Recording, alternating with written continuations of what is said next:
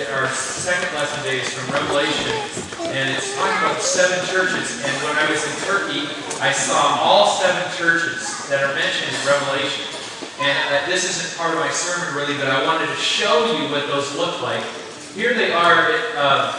Turkey today is where it says Asia Minor. When you see in the Bible Asia Minor, that's Turkey today. And you know Turkey is above Israel, kind of below Europe. It's kind of the bridge between Europe and Asia. And you can see I've made a dot and the name where all those 7 churches are. We traveled around Turkey and saw all 7 churches. I'm going to show you a quick picture of each, or 2, of each church, what they look like now. Now this is not one of the 7 churches, but Colossians was written to this church. And I wanted to show you what it looks like. Next slide. It's a mountain called a till, and it's underneath it is the town of Colossae, where Colossians was written to. And a lot of the sites in Turkey are like this.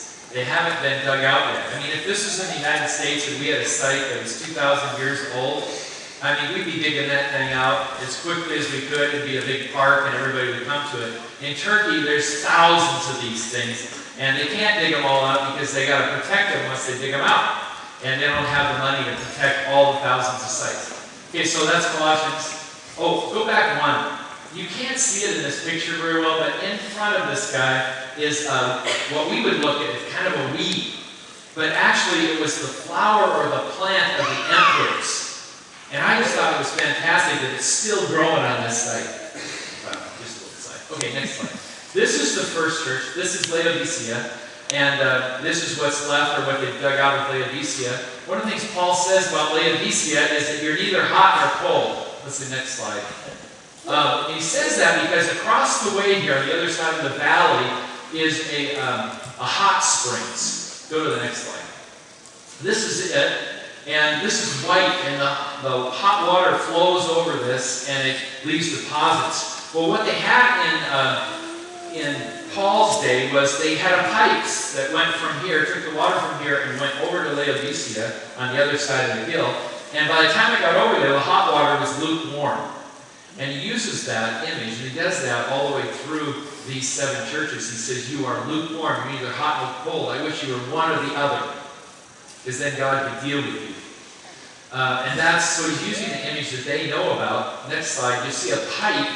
Now this pipe was actually quite a bit bigger, but because of the mineral deposits, it's gotten smaller and smaller and smaller from those mineral spring water that were piped into Laodicea. Okay, next slide. This is what's left of Philadelphia. It's actually, the city is on top of it, and they're buying these buildings around it to excavate more and more of what Philadelphia looks like. Turkey's realizing that there's a lot of Christians who would like to come and see these 7 church sites, so they're starting to pay attention to them. Okay, next slide. This is Sardis. It's one of the, and this is actually a Jewish temple in Sardis that is in really good shape. It was really fun to walk around and see. It's a rather large too. It's probably, the sanctuary itself is this size, and then there's a whole other section to it. Next slide. This is, Sardis has, this is a gymnasium. The word gym, I think, means naked. And when they were exercising in Roman times, they would be naked. And they would be exercising in here. The next slide is actually an Olympic-sized pool. And this town is noted for their swimmers. And in the Olympic Games, they were always the winner in swimming. And they had a nice pool here. This is Thyatira. And it's another one of those they really haven't dug out much. It's within the middle of the city. I think there's one more slide of that. Yeah, this is Karen and our leader looking around at what's left. You see these big Roman columns and stuff that are there that they've dug up. Next slide. I'm trying to go fast here. This is Smyrna, and what's left of that, it also has a big city over the top of it, which is one of the problems, and they dug up stuff and they got all lined up here. Smyrna is interesting because they have a mall that has 2 stories. You thought we thought of that, right? But this is the lower story, and above it would have been a floor and another story, and there were shops in both of these stories, and you could shop here in Roman times for all the things you needed. Next slide.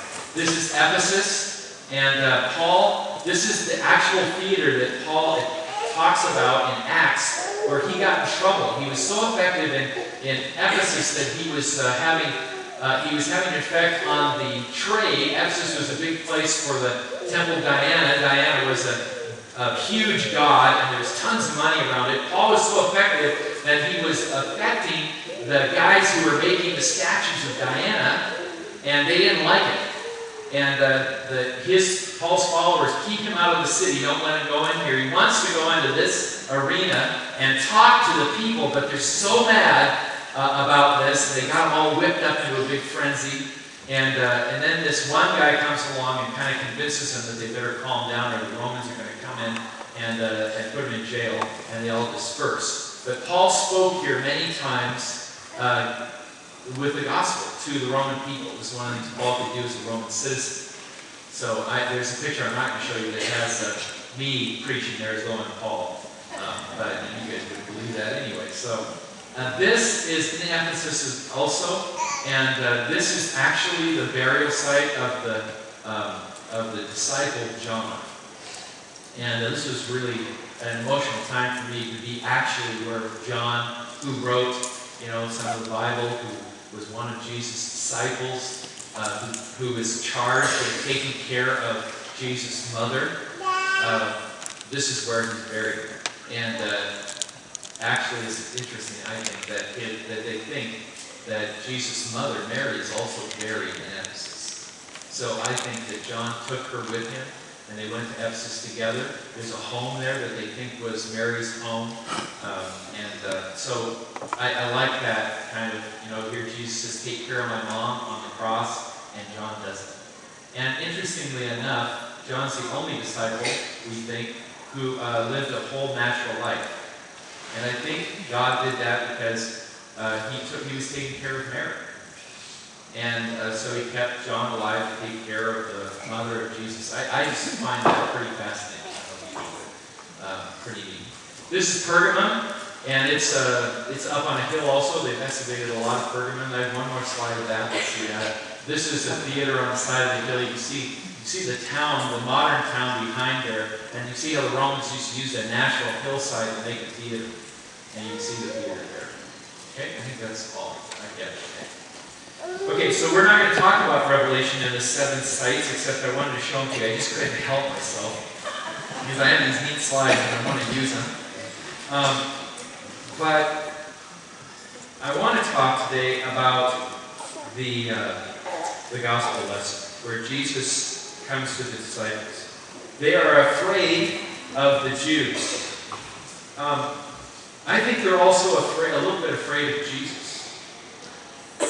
They have let him down big time.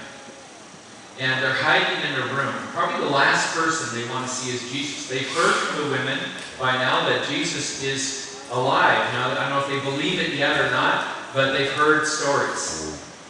And they're hiding in the room. It says for fear of the Jews. I think for fear of Jesus too. Can you imagine? They're kind of thinking, man, we all abandoned him when he needed us most. And we sure don't want to see him now. This is you don't want to see your boss when you've done something really stupid, right? So you're trying to avoid him, and I think they're doing a little of that. And they're afraid of it.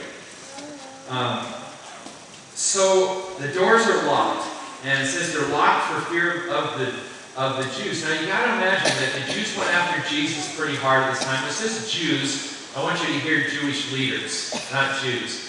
Everybody in that story is a Jew, right? It was the leaders who were after Jesus, not the people. And so they're after Jesus. You got to figure, if you're one of the leaders in the group, that they're probably also after you.